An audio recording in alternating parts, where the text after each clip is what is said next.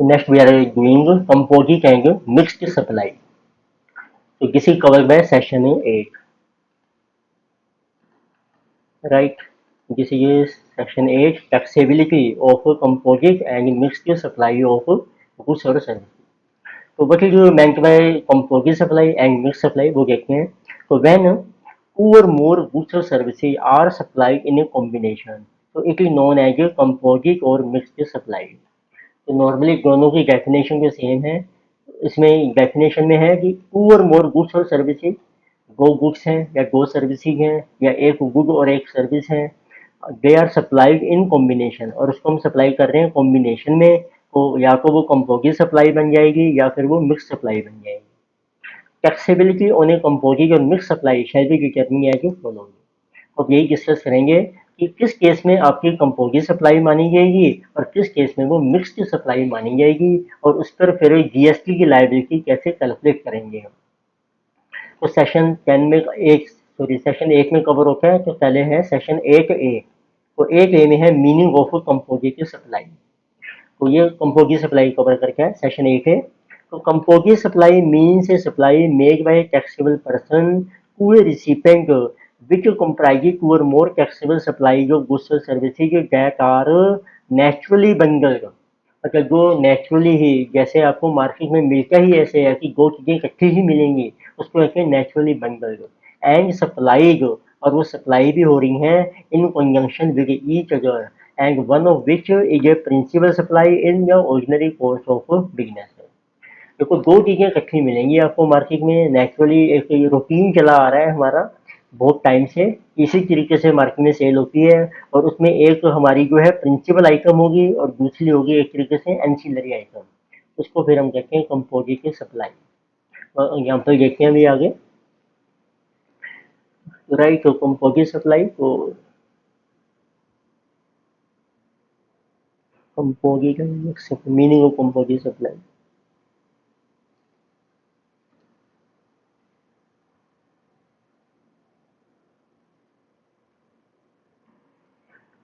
Thus, so in a composite supply, goods or services or both are bundled owing to natural necessity. तो इसका मतलब ये है कि जो कंपोजिट सप्लाई है उसमें गुड्स और सर्विसेज जो है दोनों को हमने बंडल करा है ओइंग टू नेचुरल नेसेसिटीज के बेस पर. तो उसकी टैक्सेशन कैसे होगी. A composite supply comprising of two और more supply, one of which is a principal supply shall be taxed at the rate of such a principal supply. अब उसमें ना टैक्स का रेट वो लगेगा जो आपकी मेन सप्लाई है ना, प्रिंसिपल सप्लाई, उसका जो रेट है चाहे वो कम है या ज़्यादा है, तो उस रेट के बेस पर आपकी जो टोटल वैल्यू है वो टैक्सेबल हो जाएगी. एग्जाम्पल देखते हैं तो उससे आपको क्लियर होगा.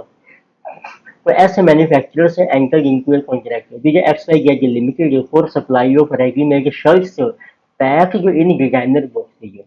तो हमने एक मैन्युफैक्चरर ने कॉन्ट्रैक्ट किया है कि वो सप्लाई करेंगे रेगुलर शर्ट्स का, और जो शर्ट्स हैं वो पैक होंगी आपके डिजाइनर बॉक्सेस में एट XYZ लिमिटेड आउटलेट. तो आपको डिलीवरी दे देंगे ऐसे जेड के जो आउटलेट है. तो ऐसे manufacturer would also get them ensure, और उसकी वो इंश्योरेंस भी करवा के देंगे आपको ड्यूरिंग ट्रांजिट में. अब वो कौन कौन सी अब हम इसमें सप्लाई दे रहे हैं. तो in this case supply of goods है आपकी, गुड्स क्या है, शर्ट्स होगी.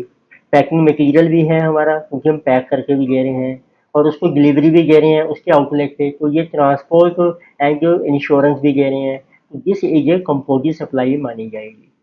अब इसमें प्रिंसिपल सप्लाई क्या है आपकी, सप्लाई ऑफ गुड्स इज जो प्रिंसिपल सप्लाई. गुड्स मतलब क्या है आपकी, जो शर्ट्स हम सेल कर रहे हैं ये हमारी मेन सप्लाई है. तो इसका मतलब ये मेन होगी एक. बाकी एक रूटीन चला आ रहा है ना मार्केट में कि शर्ट पैक होकर आती है, साथ में सेलर जो होते हैं आपकी शॉप के ऊपर डिलीवरी लेकर जाते हैं, और जो इंश्योरेंस का रिस्क होता है ट्रांजिट में वो भी सेलर ही बियर करता है. इसका मतलब वो गुड्स इंश्योर भी होती है, तो इसलिए ये कंपोजिट सप्लाई आपकी मानी जाएगी. नेक्स्ट देखते हैं example number 2. So when a consumer buys a television set and he also gets a warranty and a maintenance contract with the TV, this supply is composite supply. ऐसे आप TV purchase करते हैं, ठीक है, तो उस केस में वो आपको वारंटी देता है और उसकी मेंटेनेंस फ्री होती है जैसे 1 साल की, तो टीवी के साथ, तो ये भी आपकी कंपोजिट सप्लाई है. तो मेन सप्लाई किसकी की है? TV television set. तो in this case supply of TV is the principal supply है। Warranty and maintenance service are ancillary supply. ये भी कंपोजिट सप्लाई मानी जाएगी। Supply of certain goods such as photocopier machine, जो erection installation and warranty gear to, ऐसी जो photocopy machine cell होती हैं उसमें भी वो आपको इंस्टॉलेशन और वारंटी की सर्विसेज देते हैं, तो ये भी कंपोजिट सप्लाई है। Supply of laptop and carry case, तो आपने लैपटॉप परचेज करना है, जैसे in this case the carry case only adds value to the supply of laptop and therefore the case would be ancillary. अब जब जैसे laptop खरीदते हो ना, उसका एक आपको कैरी केस मिलता है, जिसे बैग कहते हैं, कैरी बैग, तो वो आपका एंसिलरी एक्टिविटी है। वही द लैपटॉप जो है वो कंप्राइज करता है predominant element of supply. Predominant means principal supply. So even where the brand of the case is not the same as that को लैपटॉप, जरूरी नहीं है कि जो आपको कैरी बैग मिल रहा है उसका ब्रांड भी सेम होगा। जैसे आपने लैपटॉप खरीदा अब एचपी का, तो बैग किसी और कंपनी का भी हो सकता है। And the case is necessary, और केस आपको नेसेसरी है with the laptop, the supply can be treated as a composite supply, तो सप्लाई आपकी कंपोजिट मानी जाएगी।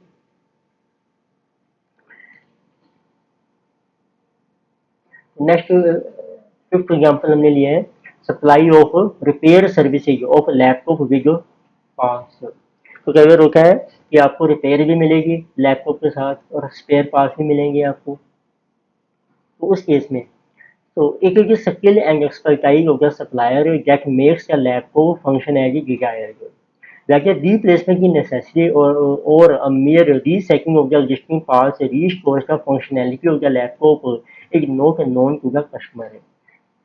अब कस्टमर को ये नहीं पता है कि रिप्लेसमेंट की जरूरत होगी भी कि नहीं होगी, और क्या दोबारा से स्पेयर पार्ट्स की हमें रीसेटिंग करनी पड़ेगी। द ओनली ऑब्जेक्ट जो है known to the customer is repair service, which makes it the predominant supply. अब जो सप्लाई कह रहे हैं ना आपको, सप्लाई वो कह रहा है रिपेयर सर्विस की सप्लाई कह रहा है, साथ में स्पेयर पार्ट्स भी आपको मिलेंगे। तो जो आपकी रिपेयर सर्विस है ये मेन सप्लाई है आपकी प्रिंसिपल, और जो स्पेयर पार्ट्स मिलेंगे वो आपकी होगी एंसिलरी एक्टिविटी। क्योंकि प्रिंसिपल सप्लाई है जो रिपेयर सर्विस है। तो how to determine that service are naturally bundled in the ordinary course of business. अब हम कैसे डिटरमिन करते हैं कि वो नेचुरली बंडल्ड है हमारी सर्विस में। तो एग्जाम्पल क्या क्या हो सकते हैं ऑर्डिनरी बिजनेस में। So whether the services are bundled in the ordinary course of business, it can be ascertained from several indicators as listed below। इसके बहुत सारे फैक्टर हैं जो आप यूज कर सकते हैं। Let us see one by one. जैसे नंबर ए फैक्टर है परसेप्शन ऑफ कंज्यूमर और सर्विस रिसीवर। जो कंज्यूमर है ना वो क्या सोचता है, मतलब कि क्या क्या चीज़ें उसको प्रोडक्ट के साथ मिलनी चाहिए। तो if large number of receivers expect such services at package, या such package shall be treated again naturally bundle के सर्विस। जैसे आप कार परचेज करते हो ना, आप इम्प्लाइड होता है कि यार इसके साथ मुझे 1 साल की वारंटी मिलनी चाहिए, तो समझो वो हमारा कंप्लीट पैकेज है, वारंटी प्लस जो मोटर व्हीकल है आपका। तो फिर ये कंपोजिट सप्लाई बन जाएगी, इसको नेचुरली बंडल कहेंगे हम। अच्छा, majority of service providers in a particular area of business provide similar bundle of service. अब जैसे वो कार के जितने भी डीलर हैं सब के सब यही देते हैं, कार भी दे रहे हैं आपको प्लस 1 साल की या 2 साल की वारंटी भी साथ में दे रहे हैं।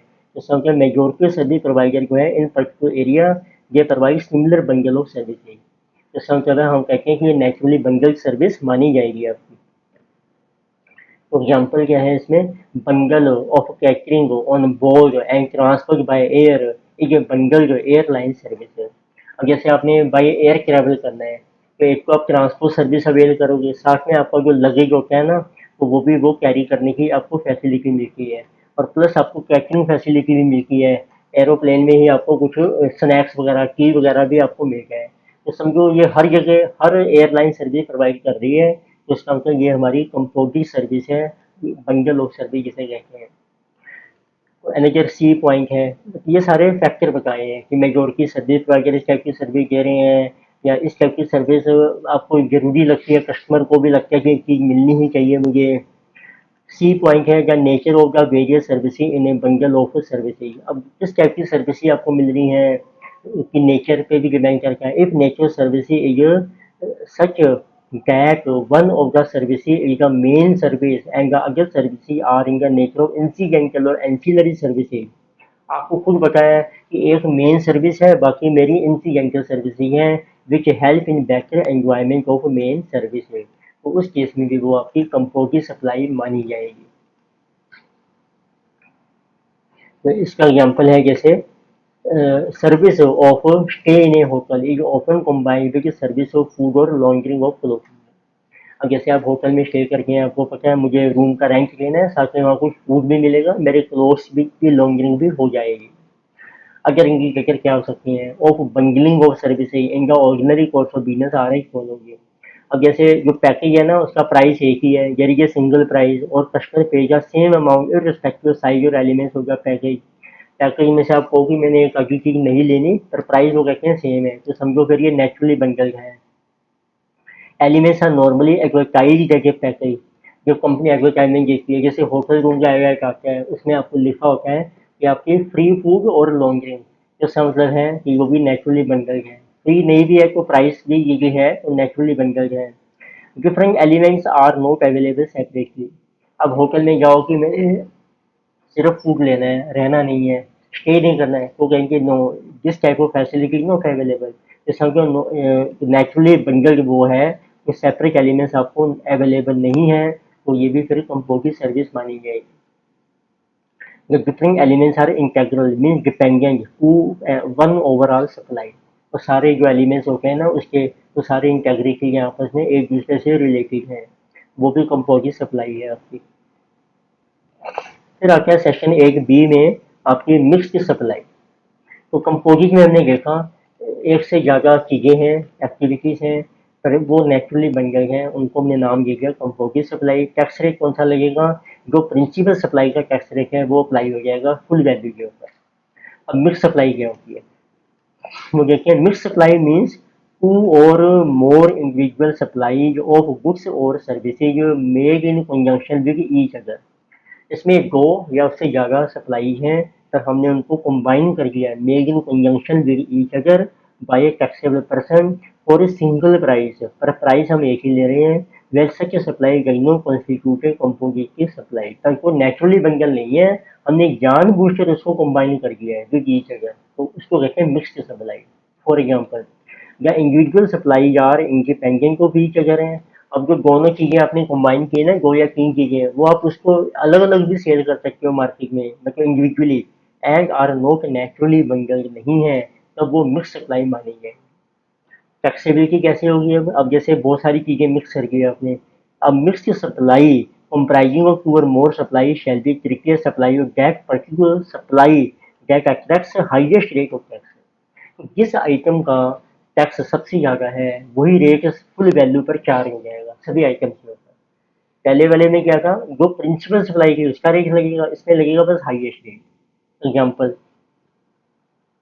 एग्जाम्पल 1 है supply of package consisting of canned food, sweets, chocolate, cakes, dry fruit, aerated drink and fruit juice when supplied for a single price. Okay ना, दिवाली पर आप चीज़ें परचेज करके हो, वो बहुत सारा पैक बना देते हैं, बहुत सारी चीज़ें मिक्स करके, कैंड फूड भी डाल दिया उसमें, स्वीट्स हो गए, ड्राई फ्रूट डाल दिए, और प्राइस लग गया सिंगल, तो किसी के मिक्स्ड सप्लाई। अब इसमें जिसका सबसे ज़्यादा रेट होगा वो रेट फुल वैल्यू पे लग जाएगा जीएसटी का। तो each of these item can be supply separately, और वो हर आइटम को, जैसे फूड, कैंड फूड है, ड्राई फ्रूट है, वो उसको अलग अलग भी सेल कर सकते हैं supply independently separately and will not dependent on any other. तो it shall not be a mix supply if these items are supplied separately. Regular हम उनको अलग अलग बेच रहे हैं, सेल कर रहे हैं, फिर कोई मिक्स सप्लाई नहीं है, तो मेन क्या है कि उनको कंबाइंड आपने सेल करना है as a package. Example 2, a shopkeeper selling storage water bottles along with the refrigerator। अब देखो आप फ्रिज लेने जाते हैं, उसके साथ वो जो उसकी वाटर बोतल होती है वो भी आपको साथ में सेल कर रहे हैं, ये सभी मिक्स सप्लाई है, क्योंकि बोतल्स एंड जो रेफ्रिजरेटर हैं can easily B price and sold separately. बोतल को आप सेपरेट सेल कर सकते हो, रेफ्रिजरेटर को भी सेपरेट, तो such supply are mixed supply. तो इसी तरीके से supply of laptop and printer, आपने लैपटॉप लेना है, साथ में प्रिंटर भी आप ले रहे हो, परचेज कर रहे हैं, या सेलर आपको दे रहा है स्कीम में, So although a printer is used for printing the commands given from laptop, the two goods are not naturally bundled. अब ये पर ये naturally bundled नहीं है as these are sellable individually. तो लैपटॉप मार्केट में आप अलग से भी खरीद सकते हो, प्रिंटर भी आप सेपरेटली परचेज कर सकते हो, जिसका मतलब है कि मिक्स सप्लाई मानी जाएगी। So how to determine if a particular supply is a mixed supply है?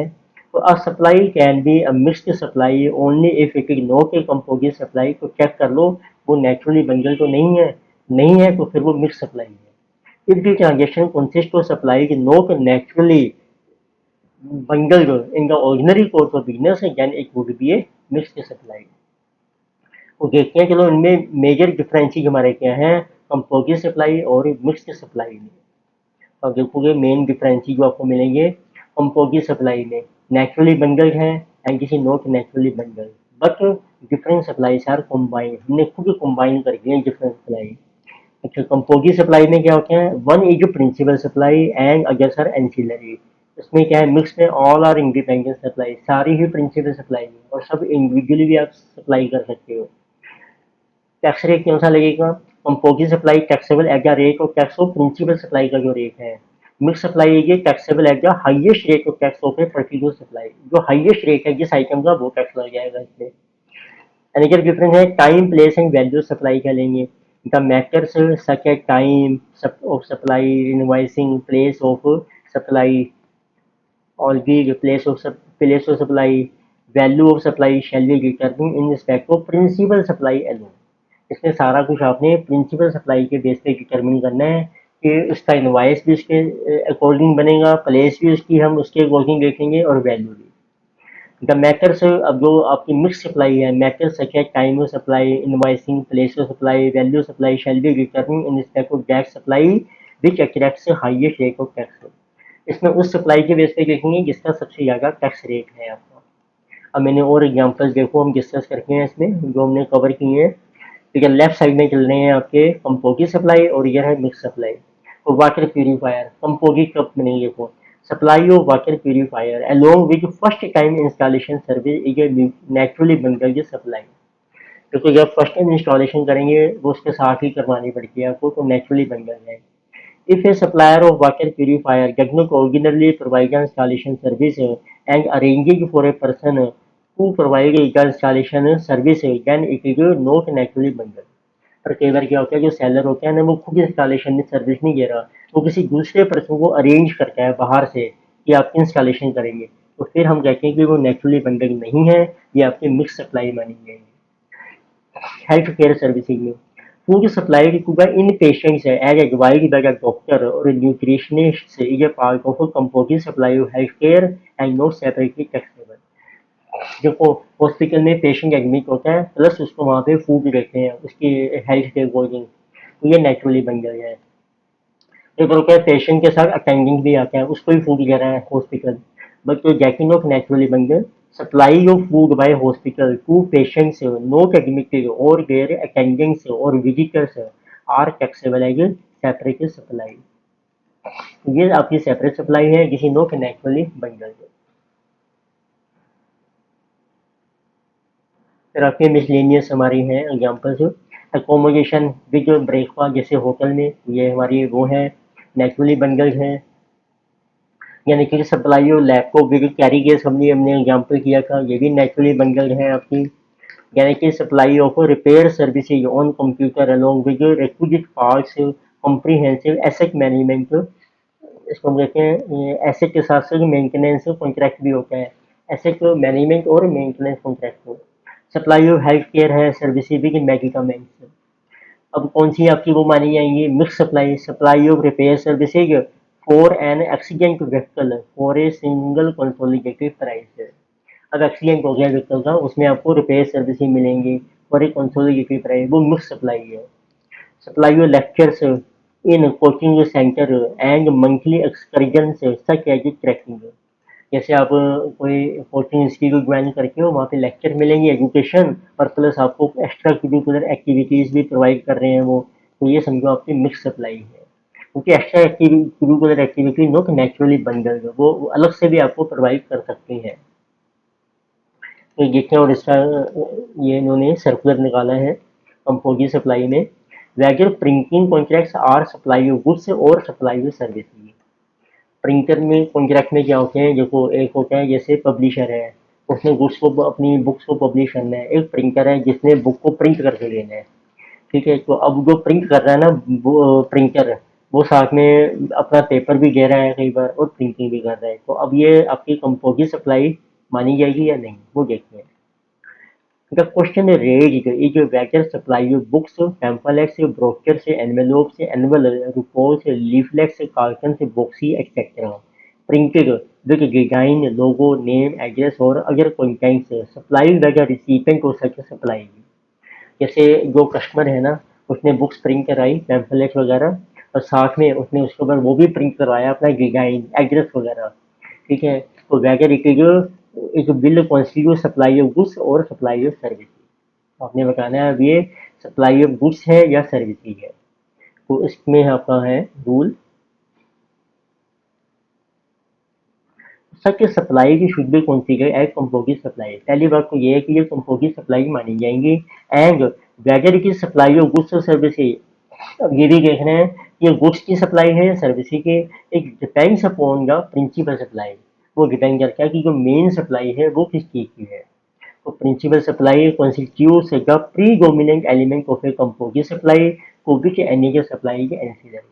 क्योंकि प्रिंसिपल सप्लाई है जो मेन एलिमेंट है कंपोजिट का, और बाकी है हमारी ancillary. It may be considered as supply of goods और सर्विस एज फॉलोइंग। अब ये इसके रूल्स हैं जो इन्होंने क्लैरिफाई किए हैं। नंबर 1, तो where only content is supplied by the recipient. Content मतलब जो टेक्स्ट आपने प्रिंट करना है उसमें, वो हमने किया है। इट मीन्स पब्लिशर और या person owning the usage rights to the intangible inputs. और जो पब्लिशर जैसे प्रिंट करवा रहा है ना अपनी बुक से, जो कंटेंट दे दिया उसने, बस वो कहता है कि ये आप प्रिंट कर दो। इट मीन पब्लिशर और जो person owning the usage rights to intangible input, बाकी जो सारी चीजें उसका राइट उसी के पास है।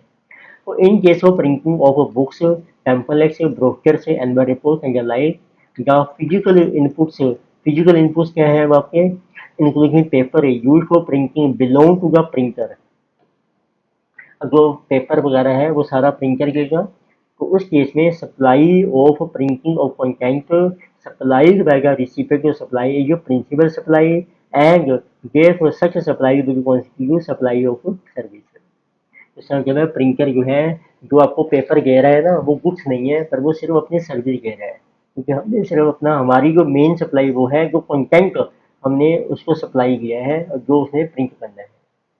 अच्छा, सेकंड केस है वेयर डिजाइन लोगो एक्सेट्रा ये सप्लाई बाय रिसिपिएंट। अब इसने कहा कि डिजाइन हमने बना के दे दिया, लोगो वगैरह रिसिपिएंट जो है जो पब्लिशर है। So in case of supply of printed envelopes, letter cards, printed boxes, tissues, napkins, wallpaper, etc. printed जो होंगे with design logo etcetera supply वगैरह receiving of goods but made with physical inputs. Supply को हमने की लोगो वगैरह की, पर वो जो फिजिकल इनपुट्स है, जो पेपर वगैरह है, इंक है, वो सारी वो खुद यूज करेगा printer. Right, with physical inputs including paper belonging to the printer, the predominant supply is that of goods। अब वो गुड्स से समझो हमारी मेन सप्लाई होगी इसमें, क्योंकि वो सारा कुछ लोगो वगैरह का भी उसने आपको जो हमने को दिया है वो भी उसने बना कर देना है आपको। Hence, supply of printing content supplied by the recipient of supply is ancillary to the principal supply of goods and therefore such a supply will constitute supply of goods। तो ये अब आपकी गुड्स की सप्लाई मानी जाएगी। उसी तरह देखते हैं services of bus bogie building and recreating of tyres. जैसे आपकी बस की बॉगी बिल्डिंग आपने करवानी है या उसके टायर को रिक्रीट करवाना है, उसमें क्या रूल्स है। Whether activity of bus bogie building is a supply of goods or services, the classification of this composite supply as goods or service would depend on which supply is principal supply। तो देखो depend करता है। अब आपकी बस bogie building में क्या होता है, उसकी जैसे बैंकिंग पेंटिंग होती है कि कौन सी मेन सप्लाई है, उसके बेस पे डिपेंड करता है। तो सेकंड केस है whether retreading of tyre is a supply of goods और सर्विसेज।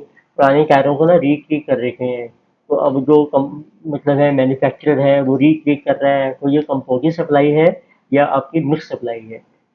तो उसका रूल है री-रिगिंग टायर के composite supply, where the old tire belongs to the recipient, the predominant element is the process of re-rigging, which is supply service। अब पुराना tyre को हमने खुद किया है, पर जो अब वो मैन्युफैक्चरर है वो सिर्फ री-रिगिंग का प्रोसेस कर रहे हैं, तो समझो यही उसका मेन काम है और ये सप्लाई सर्विस मानी जाएगी। तो रबड़ यूज फॉर री-रिगिंग एक एंसिलरी सप्लाई, अब उसको री-रिगिंग करने के लिए कुछ रबड़ भी यूज करेगा, वो एंसिलरी सप्लाई है।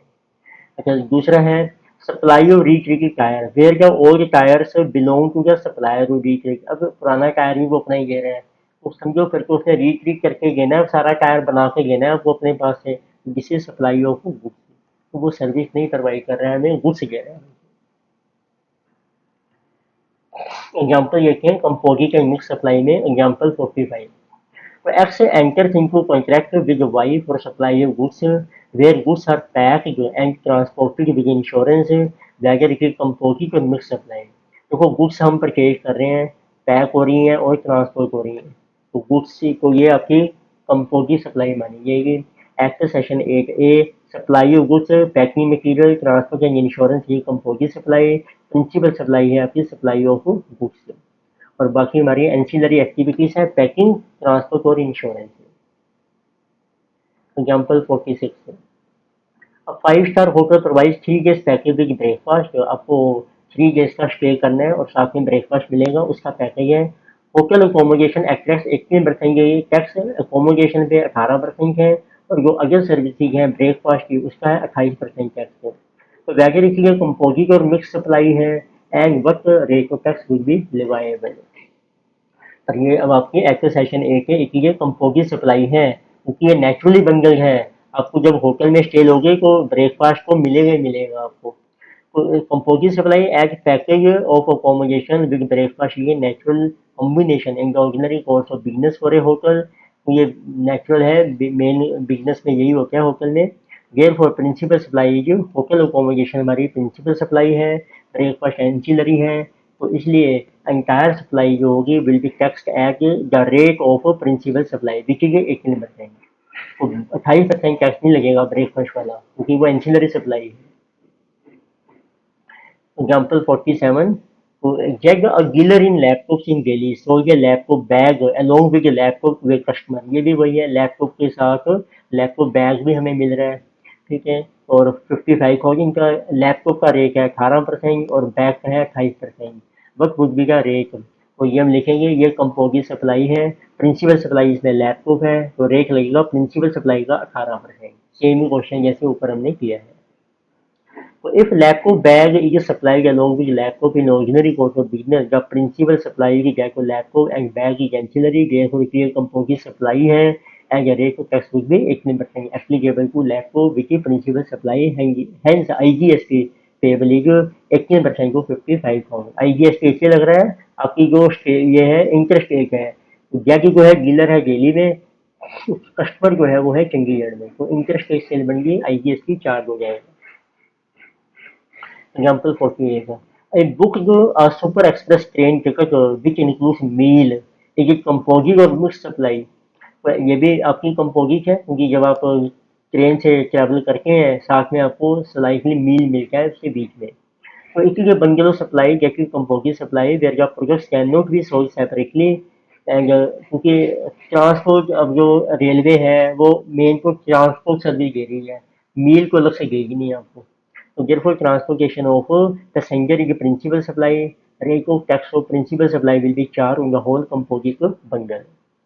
Example 49. X a dealer offers a combo pack of shirt, watch, wallet, book and their bundle as a kit with a single price. जिसमें देखो आपको शर्ट के साथ वॉच है, वैलेट है, बुक है और उनको बंडल कर दिया, ये किट बना दी हमने। टैक्स सारे शर्ट, वॉच, वैलेट और बुक के हैं 12, 18, 5 और नील वगैरह की कंपोजिट, तो हम कहेंगे मिक्स सप्लाई है क्योंकि नेचुरली बंडल नहीं है, हमने उसका पैक बनाया है और हर आइटम को आप इंडिविजुअली भी सेल कर सकते हो, शर्ट को अलग, वॉच को अलग, वैलेट को अलग, बुक को अलग। इसलिए अब आपका ये मिक्स सप्लाई है, कौन सा रेट लगेगा जो हाईएस्ट होगा, हाईएस्ट 18%। हमने आंसर ये किया as per section 1B supply की mixed supply because supply of one item does not naturally necessitate supply of other article. In this case, what attracts highest rate of tax, so hence entire kit will be taxed at 18%. Example 50, big बाजार offer से free bucket with detergent soap purchase. आप soap खरीद रहे हो तो उसके साथ आपको एक फ्री बकेट मिल रही है।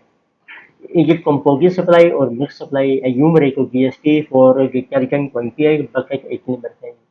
एक्टिव सेक्शन एक भी ये भी मिक्स सप्लाई है, क्योंकि बकेट आपकी सेपरेट भी आप खरीद सकते हो और डिटर्जेंट सोप भी separate, because bucket and detergent soap can be sold separately. And जरूरी नहीं है, मार्केट में इस टाइप की स्कीमें हर रोज चल रही हैं, हर सेलर नहीं दे रहा है, ये नेचुरली बंडल नहीं है। Therefore product which has higher tax rate will apply, तो इसमें आपको लगेगा 28%। Example 51. So X Limited paid a penalty under Section 49 of CGST Act of rupees 25 lakh to the Government Department in the month of March। एक ही taxable supply मानी जाएगी जब हम penalty ले रहे हैं। तो ये हमारा उससे पुराने से लेके act entry 5E of schedule 2, it is not a supply service. The fine और पेनल्टी जो है आपकी चार्जेबल बाय द गवर्नमेंट और local authority impose for violation of statute, bylaws और रूल्स और regulation are not leviable to GST. Such fines or penalty are not covered for tolerating non-performance of the contract। ये इससे related question है। Game supply का है, वो हमने इसमें डाल दिया है। तो अब गेम सप्लाई में हमने क्या था, एंट्री 5E और शेड्यूल 2 की जो फाइन पेनल्टी होते हैं उस पर जीएसटी चार्ज नहीं होगा, वो गेम सप्लाई नहीं मानी जाएगी एंड किसी नोट कवर कंसीडर जाएगी tolerating non performance of contract. ये हमने डिस्कस किया कि कंपोजिट है मिक्स्ड सप्लाई विद एग्जांपल।